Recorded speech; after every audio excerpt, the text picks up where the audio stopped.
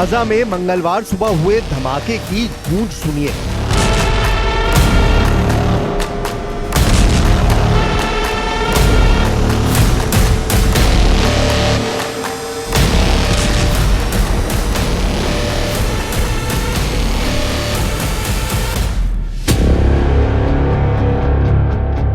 Israel में Netanyahu की वजह से जंग जैसे हालात हो गए हैं। इजराइल में सिविल वॉर के पूरे चांस। इजराइल में हर हफ्ते हो रहे हैं प्रोटेस्ट। इजराइल में नेतन्याहू की कुर्सी खतरे में। इजराइल के नागरिक नेतन्याहू से हैं नाराज। इजराइल में तख्ता पलट की तैयारी। इजराइल में नेतन्याहू पर मनमानी करने का भी आरोप। इजराइल में नेतन्याहू पर देश को युद्ध में झोंकने का आरोप। इजराइल में नेतन्याहू पर नाजायज युद्ध नीति अपनाने का बड़ा आरोप, साजिश करने का आरोप। इजराइल में नेतन्याहू के खिलाफ सड़कों पर उतर आए हैं लोग। इजरायली पुलिस ने कई प्रदर्शनकारियों को हालांकि गिरफ्तार किया है। जायोनी मीडिया ने आगे यह बताया कि ये लोग जायोनी अधिकारियों द्वारा गाजा पर कब्जा करने के जो हालिया फैसला है उसका विरोध कर रहे थे और इस विरोध को लेकर ये सड़कों पर उतरे थे। तभी तेल अवीव पुलिस ने उन पर हमला कर दिया। फिलिस्तीनी इस्लामी प्रतिरोध आंदोलन हमास के नेता महमूद मर्दवी ने पहले अपने बयान में इस बात पर जोर दिया कि समझौते तक पहुंचने के लिए बातचीत ही एकमात्र रास्ता है। लेकिन बेंजामिन नेतन्याहू बहुत ही अग्रेसिव तरीके से कार्रवाई कर रहे हैं, अग्रेसिव तरीके से एक्शंस ले रहे हैं। आक्रामक कार्रवाइयां और छल के माध्यम से जो सीरियस बातचीत होनी चाहिए थी, एक डायलॉग होना चाहिए था, वो नहीं हो रहा है। क्योंकि एक सीरियस डायलॉग के जरिए ही जो ये मसला है उसे सुलझाया जा सकता है। देखिए, ये कह रहे हैं समझौता ही एकमात्र रास्ता है, लेकिन बेंजामिन नेतन्याहू आक्रामक कार्रवाइयां और छल के माध्यम से गंभीर वार्ता के मार्ग को विफल करना जारी रखे हुए हैं। क्योंकि आरोप इस बात के लग रहे हैं नेतन्याहू पर कि अगर वो बातचीत के जरिए चाहते इस मसले को सुलझाना तो मसले को सुलझा सकते थे। देखिए, सवाल ये भी है कि नेतन्याहू की अगर बात करें या इजराइल की बात करें तो वो हिजबुल्लाह से लेकर हमास से लेकर नसरल्लाह को मार सकते हैं। साथ साथ नेतन्याहू और अगर कहा जाए मोसाद, जो कि इजराइल की इंटेलिजेंस एजेंसी है, वो सालों साल पीछा करके घरों में घुसकर लोगों को, दुश्मनों को मौत के घाट उतारती है। तो सवाल इस बात को लेकर उठाए जा रहे हैं कि गाजा में जो इजराइल के बंधक बनाए गए हैं, क्या इजराइल अगर उसे चाहता या नेतन्याहू से चाहते तो छुड़वा नहीं सकते थे? जाहिर है छुड़वा सकते थे। वो जानबूझकर इस युद्ध को अपने पॉलिटिकल माइलेज के लिए जारी रखना चाहते हैं। इस तरह के आरोप लगातार नेतन्याहू पर लगाए जा रहे हैं।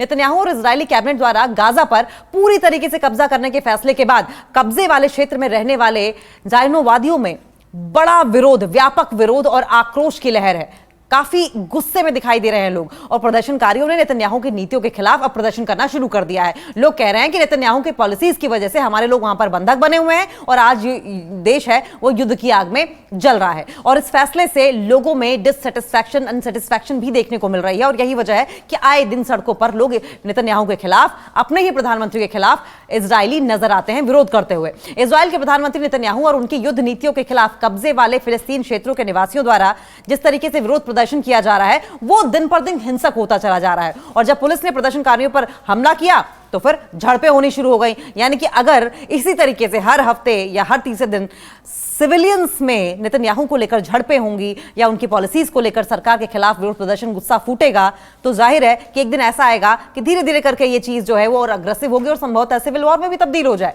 तब इजराइल का क्या होगा? एक हफ्ते पहले भी देखिए इस तरह का प्रदर्शन हुआ था, लगभग हर हफ्ते ही हो रहा है। बंधकों को छुड़ाने के लिए इजराइल में उग्र प्रदर्शन किए गए। तब नेतन्याहू क्या बोले थे? नेतन्याहू ने कहा था कि हमास के खिलाफ अग्रेसिव होना ही सबसे बढ़िया उपाय है, एकमात्र सोल्यूशन है। यानी कि वो बातचीत के जरिए, मीडिएशन के जरिए सोल्यूशन तो चाहते ही नहीं है। वो ये चाहते हैं कि इजराइल आक्रामक रहे, वहां अटैक करता रहे और यही एकमात्र उपाय है। हमास के कब्जे से बंधकों को छुड़ाने के लिए इजराइल में प्रदर्शन कर रहे लोगों का सब्र जवाब देने लगा है। प्रदर्शन के दौरान लोग उग्र हो गए हैं। उन्होंने टायर जलाए, हाईवे जैम कर दिया और युद्ध विराम के पक्ष में नारेबाजी भी की। ये एक हफ्ते पहले की बात है और इस हफ्ते फिर ऐसा ही आलम देखने को मिला था। लोगों का गुस्सा इजराइल की उस योजना को लेकर है जिसमें हमास को कुचलने के लिए गाजा में आक्रामक कार्रवाई की बात कही जा रही है। वहीं इजराइल के ताजा हमले में गाजा में 16 नागरिकों की मौत हो गई। नेतन्याहू ने क्या कहा? नेतन्याहू कह रहे हैं कि लोग प्रदर्शन करके बंधकों को छुड़ाने की जो प्रक्रिया है उसे बाधित कर रहे हैं।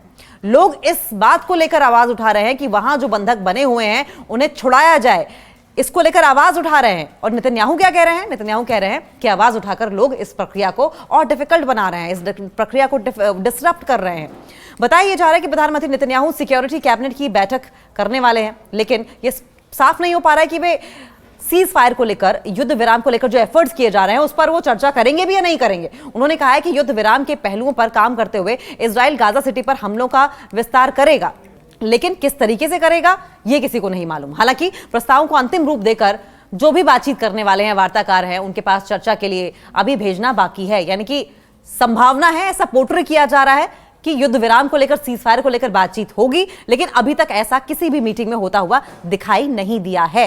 बंधकों की वापसी के लिए आक्रामकता ही सबसे सर्वश्रेष्ठ उपाय है, सबसे बढ़िया तरीका, नेतन्याहू कह रहे हैं। नेतन्याहू ने कहा है कि हमास को तोड़ने और बंधकों की वापसी के लिए अग्रेसिव होना ही सबसे अच्छा सॉल्यूशन है। लेकिन बंधकों के स्वजन और उनके जो चाहने वाले हैं, उनके परिजन हैं, उनके सपोर्टर्स हैं, उनके समर्थक कह रहे हैं कि यह सही तरीका नहीं है। अग्रेसिव होकर आप बंधकों को, होस्टेजेस को वापस नहीं ला सकते हैं, बल्कि इस सिचुएशन को और खराब ही करेंगे। इस तरह का आरोप नेतन्याहू पर लगा रहे हैं। लोगों का यह कहना है कि बातचीत के जरिए समाधान निकाला जा सकता है और बंधकों को वापस सुरक्षित लाया जा सकता है। उनको यह भी उम्मीद है कि लगातार अगर प्रेशर बनाया जाए, लगातार दबाव बनाकर नेतन्याहू को सीज फायर पर बातचीत के लिए तैयार भी किया जा सकता है। लेकिन जितना लोग प्रदर्शन कर रहे हैं, नेतन्याहू पर प्रेशर बना रहे हैं, उतना ही नेतन्याहू बिदक जाते हैं, लोगों पर ही कार्रवाइयां करवाते हैं, हिंसक झड़पें दिखाई देती हैं और जो गाजा में सीज फायर की बात है वो जस की तस रह जाती है। गाजा में देखिए अभी भी 50 बंधक हैं। आप समझिए इस बात को कि हमास ने 7 अक्टूबर 2023 को इजराइल पर हमला करते हुए 251 इजरायली नागरिकों को होस्टेज बना लिया था। युद्ध विराम के दौरान, सीज फायर के दौरान बड़ी संख्या में लोग छोड़े भी जा चुके हैं। इजराइल अब तक केवल 8 बंधकों को हमास के कब्जे से छुड़ा पाया है, केवल 8 बंधकों को छुड़ा पाया है। न जाने बाकियों को छुड़ाना नहीं चाहता या उसकी कैपेबिलिटी के बाहर है। लगभग 50 बंधक गाजा में अभी हो सकते हैं, जबकि उनमें से 20 को माना जा रहा है कि जिंदा हैं। बाकियों को क्या बाकी मारे जा चुके हैं? इजराइल का लेकिन दावा यह है कि हमास के कैमरे को निशाना बनाने में मारे गए 5 पत्रकार। देखिए, इजरायली हमले में 5 पत्रकारों की मौत की खबर भी सामने आ रही है। जो प्रिलिमिनरी रिपोर्ट सामने आई हैं उसमें दावा यह किया गया है कि हमास के कैमरे को निशाना बनाने में पत्रकार हमले की रेंज में आ गए और मारे गए। हमले का निर्णय कैसे लिया गया, इस पर अभी भी इन्वेस्टिगेशन की जा रही है। लेकिन अगर हम पिछले हफ्ते की बात करें तो सोमवार को गाजा के दक्षिण में नासिर अस्पताल पर हुए हमले में 5 पत्रकारों समेत 20 लोग मारे गए थे। इजरायली सेना ने मंगलवार को जारी बयान में कहा था कि सैनिकों ने प्रभावित क्षेत्र में एक कैमरा देखा था। इजरायली सैनिकों की निगरानी के लिए ये कैमरे लगाए गए थे। सैनिकों को आभास हुआ कि ये आतंकी संगठन हमास के लगाए कैमरे हैं जो इजरायली सैनिकों की निगरानी के लिए लगाए गए हैं, और उस खतरे को दूर करने के लिए हमला किया गया और कैमरे को निष्क्रिय कर दिया गया। यानी कि हमास का कैमरा लगाया गया है इजरायलियों पर नजर रखने के लिए। ऐसी दलील इजराइल की ओर से दी गई और उसके बाद अटैक करके 5 के 5 पत्रकारों को मार दिया गया। इससे पहले 2 हफ्ते पहले भी प्रदर्शन हुए थे। इजराइल में बंधकों की रिहाई को लेकर प्रदर्शन किया गया था, तब 38 लोग गिरफ्तार हुए थे और समझौते को तब भी नेतन्याहू तैयार नहीं हुए थे। इजराइल हमास के बीच युद्ध में एक नया टर्निंग पॉइंट आता दिखाई दे रहा है। एक तरफ तो नेतन्याहू समझौते को तैयार नहीं है, दूसरी तरफ उनके ही देश में बंधकों की रिहाई को लेकर सरकार के खिलाफ आए दिन प्रदर्शन हो रहे हैं। देश युद्ध की आग में जल रहा है। हमास के बीच युद्ध में एक नया मोड़ तब आया जब इजराइल के अंदर ही डिससैटिस्फैक्शन दिखने लग गई, असंतोष उजागर होने लगा। पहले वहां के सेना प्रमुख ने युद्ध के खिलाफ बयान दिया था और अब इजराइल में हजारों लोगों ने देश भर में प्रदर्शन करके सड़कों को बंद कर दिया और एक दिन की हड़ताल भी की थी। प्रदर्शनकारियों की मांग यह थी कि गाजा में बंधकों को छुड़ाने के लिए समझौता किया जाए। प्रदर्शन के दौरान पुलिस ने वाटर कैनन का इस्तेमाल भी किया और 38 लोगों को गिरफ्तार भी किया। इन प्रदर्शनों का आयोजन बंधकों के परिवारों ने किया था। जो लोग वहां पे होस्टेजेस हैं, हमास की कैद में हैं, उन परेशान बेबस लोगों ने नेतन्याहू के खिलाफ प्रदर्शन किया था कि बातचीत के जरिए इसका आप समाधान निकालें। जो बंधक वहां पर हमारे परिवारजन बने हैं, हमारी फैमिली मेंबर्स हैं, उन्हें सुरक्षित बाहर लेकर आएं। ये परिवार बुरी तरीके से निराश हो गए थे नेतन्याहू से और यही वजह थी कि इनको सड़कों पर उतरना पड़ा। ये लोग सरकार के गाजा में नए सैन्य अभियान से नाराज हैं क्योंकि इससे बचे हुए जो 50 बंधक हैं उनकी जान को खतरा हो सकता है। माना यह जा रहा है कि इनमें से केवल 20 ही अब जिंदा है। नेतन्याहू है कि समझौते को तैयार नहीं है, समझौते के उल्टा खिलाफ है वो। वहीं इजरायली प्रधानमंत्री बेंजामिन नेतन्याहू किसी ऐसे समझौते के खिलाफ है जिसमें हमास सत्ता में बना रहे। यानी कि नेतन्याहू चाहते हैं कि हमास को सत्ता से उखाड़ फेंका जाए। उन्होंने कहा कि जो लोग बिना हमास को हराए युद्ध रोकना चाहते हैं वे बंधकों की रिहाई में देरी कर रहे हैं और देश की सुरक्षा को खतरे में भी डाल रहे हैं। वहीं गाजा शहर से लोगों के विस्थापन को लेकर भी, लोगों के माइग्रेशन को लेकर भी इजरायली पीएम अड़े हुए हैं। उनके लिए उन्होंने सुरक्षित सेंटर्स भी बनाने का दावा किया है जिसमें वो लोगों को शिफ्ट करना चाहते हैं। वो बात अलग है, यूएन की वजह से, संयुक्त राष्ट्र की वजह से वहां के इंतजाम पर वो संतुष्ट नहीं है। फिलहाल गाजा के हालात क्या हैं? देखिए, गाजा में कम से कम 17 लोगों की मौत हो गई है, जिनमें से 9 लोग यूएन की सहायता पाने के इंतजार में खड़े थे। गाजा के स्वास्थ्य मंत्रालय ने कहा कि कुपोषण के कारण 2 बच्चों समेत 7 और लोगों की मौत हुई है। ये पिछले 2 हफ्तों की बात कर रहे हैं हम। इजरायली सेना गाजा के घनी आबादी वाले इलाकों में नया मिलिट्री ऑपरेशन शुरू करने वाली है, जिसके लिए हजारों रिजर्व सैनिकों को बुलाया गया है। हालांकि लोगों को जिन इलाकों को सुरक्षित जोन बताया जा रहा है, वे भी पहले बमबारी की चपेट में आ चुके हैं। संयुक्त राष्ट्र ने इस बात को लेकर वार्निंग दी है, आगाह किया है कि गाजा में भूख और कुपोषण अब तक के सबसे गंभीर स्तर पर है, अपने चरम पर है।